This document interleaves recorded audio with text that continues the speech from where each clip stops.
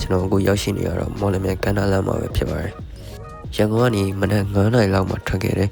ဒီကိုနှင်းကင်း3နာရီမှရောက်တယ်လမ်းမှာမိုးရလည်းရွာကားလမ်းတွေကလည်းပိတ်တော့ပုံမှန်6နာရီလောက်ရောက်ရမယ်ခီးရအခု10နာရီလောက်ကြာမှရောက်ရှိခဲ့ပါတယ်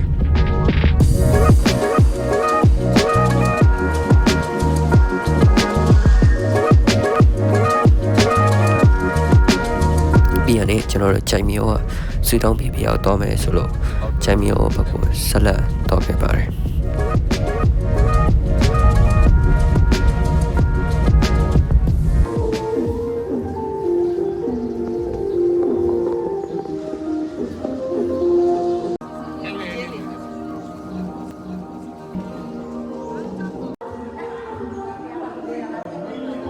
ကြိုင်မျိုးဖျားရောက်ရှိပြီကျွန်တော်အထဲမှာ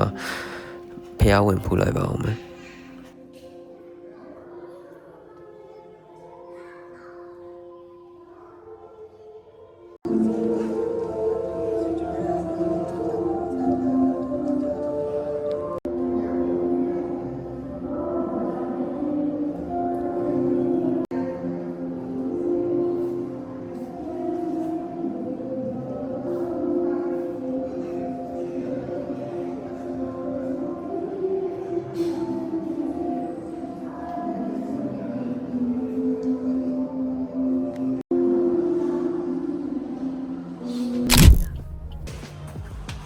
ညနေဆောင်လောက်မှာမလမြိုင်အောင်